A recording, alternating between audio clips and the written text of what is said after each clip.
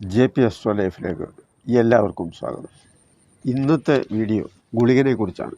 പ്രത്യേകിച്ച് ജ്യോതിഷം പഠിക്കുന്നവരെ ഉദ്ദേശിച്ചാണ് ഈ വീഡിയോ ചെയ്യുന്നത്. കാരണം രാഹു കേതുക്കൾ ഛായാഗ്രഹങ്ങളാണെന്നും അതിനെ ജ്യോതിഷത്തിൽ മറ്റു ഗ്രഹങ്ങളെ പോലെ കണക്കാക്കേണ്ടതില്ല എന്നുമുള്ള ഒരു അഭിപ്രായം ജ്യോതിഷം പഠിക്കുന്നവർക്കും ജ്യോതിഷികൾക്കിടയിലുമുണ്ട്.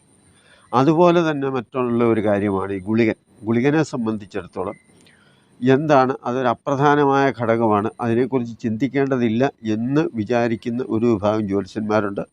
അതുപോലെ തന്നെ ഗുളികൻ ജ്യോതിഷത്തിൽ പ്രധാനപ്പെട്ട മറ്റുള്ളതിനെ പോലെ തന്നെ പ്രധാനപ്പെട്ട ഒന്നാണ് എന്ന് ചിന്തിക്കുന്ന വിഭാഗവുമുണ്ട്. അപ്പോൾ ഈ രണ്ട് വിഭാഗങ്ങളും നിലനിൽക്കുന്ന സാഹചര്യത്തിൽ ജ്യോതിഷം പഠിക്കുന്നവരെ സംബന്ധിച്ചിടത്തോളം ഗുളികനെ സംബന്ധിച്ച് ചില സംശയങ്ങൾ വരാം. അതാണോ ശരി, ഇതാണോ ശരി? അപ്പോൾ ആ സംശയം മാറുന്നതിനും എന്താണ് ഗുളികനെ കൊണ്ട് ഉദ്ദേശിക്കുന്നത്, അല്ലെങ്കിൽ അതിൻ്റെ പ്രയോജനം എന്താണ് എന്നുള്ള കാര്യങ്ങളാണ് ഈ വീഡിയോയിൽ നിങ്ങളുമായി പങ്കുവയ്ക്കുന്നത്. നമുക്ക് വീഡിയോയിലേക്ക് പോകാം. പലരും അംഗീകരിക്കാത്തതും പലപ്പോഴും അഭിപ്രായ വ്യത്യാസം നിലനിൽക്കുന്നതുമായ ഒരു വിഷയമാണ് ഗുളികനെ സംബന്ധിക്കുന്ന കാര്യങ്ങൾ. തെക്കേ ഇന്ത്യയിൽ, പ്രത്യേകിച്ച് കേരള ജ്യോതിഷത്തിൽ പ്രാധാന്യം നൽകുന്ന ഒന്നാണ് മാന്നി എന്ന പേരിൽ അറിയപ്പെടുന്ന ഗുളികൻ. പഞ്ചാംഗങ്ങളിൽ രാഹുകാലം പോലെ ഗുളികകാലവും രേഖപ്പെടുത്തി കാണാറുണ്ട്. ശനിയുടെ പുത്രനായി ഗുളികനെ കരുതുന്നു. ജാതകത്തിലും പ്രശ്നത്തിലും ഗുളികൻ്റെ ഗുണദോഷങ്ങൾ പറയുന്നുമുണ്ട്. പ്രധാനമായും നാശത്തെയും മരണത്തെയും സൂചിപ്പിക്കുന്ന ഗുളികനെ മുഹൂർത്ത വിഷയത്തിൽ പരിഗണിക്കാറില്ല എന്നുള്ളതാണ്. പ്രശ്നചിന്തയിൽ പ്രേതബാധയെ സംബന്ധിക്കുന്ന വിവരങ്ങളും ദുർമരണത്തെയും കണ്ടെത്താനാണ് കൂടുതലും ഉപയോഗിക്കുന്നത്. ബാധകാധിപൻ എന്ന പ്രയോഗവും ചര സ്ഥിര ഉഭയരാശികൾ നോക്കി 11, 9, 7 ഭാവങ്ങളെയും 11, 9, 7 ഭാവങ്ങളുടെ രാശികളുടെ അധിപന്മാരെയും ഗുളികൻ നിൽക്കുന്ന രാശിയുടെ അധിപനെയും ബാധകാധിപൻ എന്ന പേരിലാണ് കണക്കാക്കുന്നതും അറിയപ്പെടുന്നത്. പ്രേതബാധ, സർപ്പബാധ തുടങ്ങിയ വിഷയങ്ങളിലും മരണകാരണം കണ്ടെത്തുന്നതിനും ഗുളികനെ പലപ്പോഴും ഉപയോഗിക്കാറുണ്ട് എന്നുള്ളതാണ്.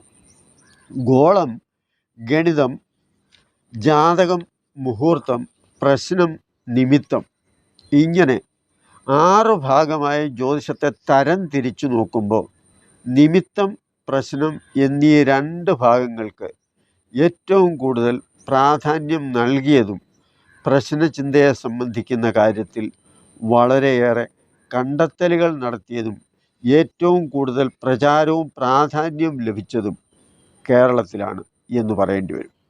വിവാഹം, സന്താനം, നായാട്ട്, കള്ളൻ, രോഗം, യുദ്ധം, ഭോജനം, അതായത് ഭക്ഷണത്തെ സംബന്ധിക്കുന്ന കാര്യം, ജനനം, മരണം, വീട്, വസ്തു, ദൈവാധീനം, ക്ഷേത്രം തുടങ്ങി ഏത് വിഷയത്തെ സംബന്ധിക്കുന്ന കാര്യത്തിലും ആ അപ്പോഴത്തെ അവസ്ഥയനുസരിച്ച് അതിനെക്കുറിച്ച് പറയാനും പറ്റും, പരിഹാരവും പറ്റും.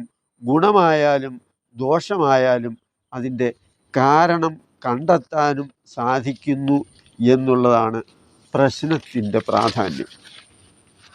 പ്രശ്നചിന്തയ്ക്ക് കഴിയുമായിരുന്ന ഒരു കാലം കേരളത്തിൽ വളരെയേറെ പ്രാധാന്യമായി കണ്ടിരുന്ന ഒരു സമയമുണ്ടായിരുന്നു. ജ്യോതിഷം നന്നായി പഠിച്ചതിന് ശേഷമേ പ്രശ്നചിന്തയിൽ ജ്യോത്സ്യൻ പ്രവേശിക്കുന്നത്. വിവിധ വിഷയങ്ങൾ കണ്ടെത്തുന്നതും പറയുന്നതും തൽക്കാല നിമിത്തം, ദൂതൻ്റെ ലക്ഷണം, പറയുന്ന വാചകം, പ്രകൃതിയുടെ അപ്പോഴത്തെ അവസ്ഥ, ദൈവജ്ഞൻ്റെ അതായത് ജ്യോത്സ്യൻ്റെ അപ്പോഴത്തെ അവസ്ഥ തുടങ്ങി നിമിത്ത വിഷയങ്ങളെ പ്രതിപാദിക്കുന്ന കണ്ടെത്തലുകളും ഇതിൻ്റെ ഭാഗമായിട്ടുണ്ട് എന്നുള്ളതാണ്. ജാതകത്തിൽ 12 ഭാവങ്ങളെ സംബന്ധിക്കുന്ന കാര്യങ്ങൾക്ക് സ്ഥിരതയുണ്ട് എന്നുള്ളതാണ്. കാരണം കുഞ്ഞായാലും വലുതായാലും ആരുടെ കാര്യമായാലും ജാതകം പരിശോധിക്കുമ്പോൾ 12 ഭാവങ്ങളെ സംബന്ധിക്കുന്ന സൂചന ഒന്ന് തന്നെയാണ്. ലഗ്നം കൊണ്ട് ശരീരത്തെയും ആ വ്യക്തിയെയും ചിന്തിക്കുന്നു, 2ാം ഭാവം കൊണ്ട് ധനത്തെയും കുടുംബത്തെയും ചിന്തിക്കുന്നു എന്നു പറയുന്നത് പോലെ തന്നെ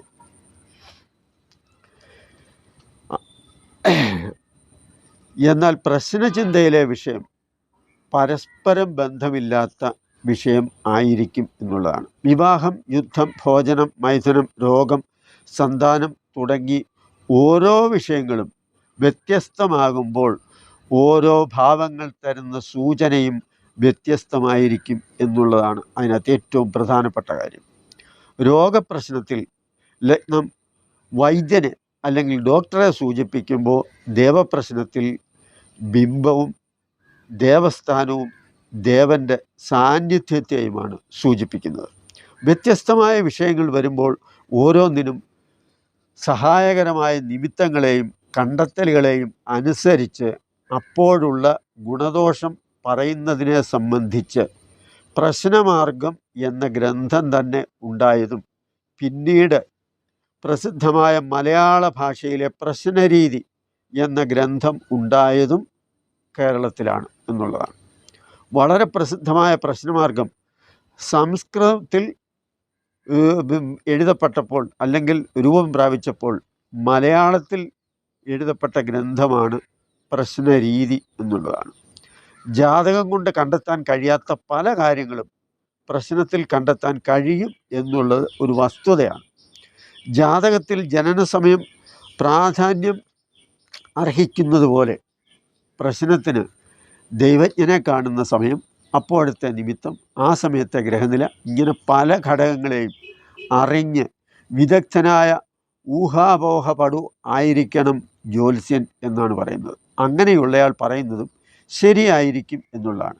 ജനന സമയമോ ജാതകമോ ഇല്ലാതെ തന്നെ അപ്പോഴുണ്ടാകുന്ന അനുഭവങ്ങൾക്ക് അല്ലെങ്കിൽ ഉദ്ദേശിച്ച കാര്യങ്ങൾക്ക് ഗുണമോ ദോഷമോ എന്ന് പറയാൻ പ്രശ്നചിന്തയ്ക്കു മാത്രമേ സാധിക്കൂ എന്നുള്ളതാണ്. ജ്യോതിഷത്തെക്കുറിച്ച് വലിയ പഠനം നടത്തി കണ്ടെത്തിയ പ്രശ്നചിന്ത കേരളത്തിലെ പോലെ മറ്റ് സംസ്ഥാനങ്ങളിലോ ഇല്ലെങ്കിൽ വടക്കേ ഇന്ത്യയിലോ വേണ്ടത്ര പ്രചാരമൊന്നും ഉണ്ടായിട്ടില്ല എന്നുള്ളതാണ്. അതുകൊണ്ട് തന്നെ കേരളത്തിന് പുറത്ത് ജ്യോതിഷം പഠിച്ചു വരുന്നവർക്ക് രാഹുകേതുക്കളെ പോലെ തന്നെ ഗുളികനും അത്ര വലിയ പ്രാധാന്യം നൽകുന്നില്ല എന്നുള്ളതാണ്. ജ്യോതിഷം എന്ന ശാസ്ത്ര ശാഖയെ അല്ലെങ്കിൽ ആ ശാസ്ത്രത്തെ അനാവശ്യമായും അന്ധവിശ്വാസമായും പ്രചരിപ്പിച്ച് അതിൻ്റെ പഠനത്തെ കേരളം തന്നെ ഇല്ലാതാക്കി എന്നുള്ളതാണ്. യൂണിവേഴ്സിറ്റി തലത്തിൽ മറ്റ് വിഷയം പോലെ പഠിച്ചിരുന്ന ജ്യോതിഷത്തിന് സംസ്കൃത ഭാഷയുമായുള്ള ബന്ധമാണ് ഇതിന് പ്രേരിപ്പിച്ചത്. ഒരു ഭാഷയെന്ന നിലയിൽ സംസ്കൃത ഭാഷയെ വളരെ മോശമായി, ആവശ്യമില്ലാത്ത ഒരു ഭാഷയായി തള്ളിക്കളയുകയും ചെയ്തു എന്നുള്ളതാണ്. രാഹുകേതുക്കളെ പോലെ ഗുളികനെയും തള്ളിക്കളയുന്ന രീതി ജ്യോതിഷം കൈകാര്യം ചെയ്യുന്നവരിലും കാണാൻ സാധിക്കും. ചിലർ ഇതിനെ എതിർക്കുകയും ചെയ്യുന്നു. ജ്യോതിഷത്തിൻ്റെ പേര് പറഞ്ഞ് പലരും വിളിച്ചു പറയുന്നവരും ഉണ്ട്. രാഹുകേതുക്കളെയും ഗുളികനെയും വിശ്വസിക്കുകയോ തള്ളിക്കളയുകയോ ചെയ്യാനുള്ള അവകാശം എല്ലാവർക്കുമുണ്ട്. എന്നാൽ മറ്റൊരു കാര്യം കൂടി നമ്മൾ ചെയ്യണം. അതെന്താണെന്ന് ചോദിച്ചാൽ ഇതിനെക്കുറിച്ച് നന്നായി പഠിക്കുക എന്നുള്ളതാണ്. ഗുളികനെ സംബന്ധിച്ചായാലും രാഹുകേതുക്കളെ സംബന്ധിച്ചായാലും അസ്ട്രോണമി മാത്രമല്ല, അസ്ട്രോളജി കൂടി പഠിക്കണം. അങ്ങനെ പഠിച്ചതിന് ശേഷം ഒരു തീരുമാനം എടുക്കുമ്പോൾ ആ തീരുമാനം ഓരോരുത്തരെ സംബന്ധിച്ചും അത് ശരിയായ തീരുമാനമായിരിക്കും എന്നുള്ളതാണ്. ജാതകം പോലെ എളുപ്പത്തിൽ പഠിക്കാൻ പറ്റുന്ന വിഷയമല്ല പ്രശ്നചിന്ത എന്നുള്ളത് പ്രത്യേകം നമ്മൾ മനസ്സിലാക്കേണ്ട ഒന്നാണ്. കാരണം ഏത് വിഷയവും കൈകാര്യം ചെയ്യാൻ കഴിയുന്ന ഒന്നാണ്. അതുകൊണ്ട് അത്രമാത്രം അറിവും പരിചയവും ആ കാര്യത്തിൽ വേണം എന്നതും, കുറച്ച് കവടി വാരി മേശപ്പുറത്ത് വെച്ചതുകൊണ്ട് പ്രശ്നം പറയാൻ യോഗ്യനാണ് എന്നു പറയാനും പറ്റുകയില്ല എന്നുള്ളതാണ്. ഈ കവടിയിലൊന്നും അല്ല കാര്യം. അതുപോലെ വരുന്ന ആളിനെ തെറ്റിദ്ധരിപ്പിക്കാനും അനാവശ്യമായിട്ട് ആവശ്യമില്ലാതെ കുറേ പൂജയൊക്കെ നടത്തി അതിന് കുറേ ചിലവാക്കാനും ഉപദേശിക്കാൻ മാത്രമുള്ള ഒരു കാര്യമല്ല ജ്യോതിഷവും പ്രശ്നവും എന്നുള്ളതാണ്. ഇത്രയും പറഞ്ഞത് എന്തിനാണെന്ന് ചോദിച്ചാൽ, രാഹുകേതുക്കളെയും ഗുളികനെയും എതിർക്കുന്ന ഒരു വിഭാഗമുണ്ട്.